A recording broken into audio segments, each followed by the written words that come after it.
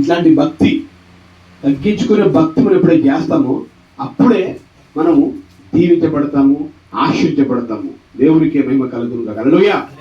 కనుక మనం ఎప్పుడు మన భక్తి విషయంలో, మన యొక్క స్థితి విషయంలో నువ్వు ఎంత ప్రార్థన చేసినా కానీ నీ స్థితి, నీ స్థాయిని మర్చిపోకూడదు. ఒకప్పుడు నేను ఎట్లా బతికాను, నా పరిస్థితి ఎట్లా ఉండేది, ఇప్పుడు నాకు అన్నీ ఇచ్చాడు అని చెప్పేసి మనము ఇష్టానుసారంగా మన ప్రవర్తన ఉండకూడదు. ఒకవేళ నీకు ఏమీ లేనప్పుడు దేవుని సన్నిధిలో ఎలా బ్రతికావో, అన్నీ ఉన్నప్పుడు కూడా అంతకంటే ఇంకా తగ్గించుకొని మనం బ్రతకాలి. హల్లెలూయా.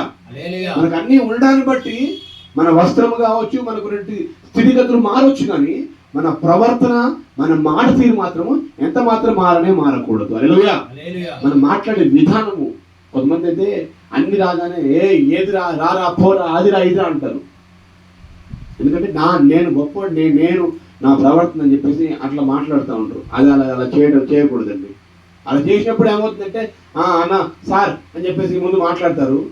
నువ్వు వెళ్ళిపోయిన తర్వాతకి వీడికి ఎంత గర్వం ఉంది, ఎంత బలుపు ఉన్నది, ఎంత కోపం ఉన్నది, ఇట్లా మాట్లాడుతాడు. ఒకప్పుడు ఏమీ లేనప్పుడు ఎట్లా ఉన్నాడు, ఇప్పుడు అన్ని ఉన్నప్పుడు ఇట్లా మాట్లాడుతాడు అని చెప్పేసి అనుకుంటా ఉంటాడు. కనుక మనలో అటువంటి అహంకార బుద్ధి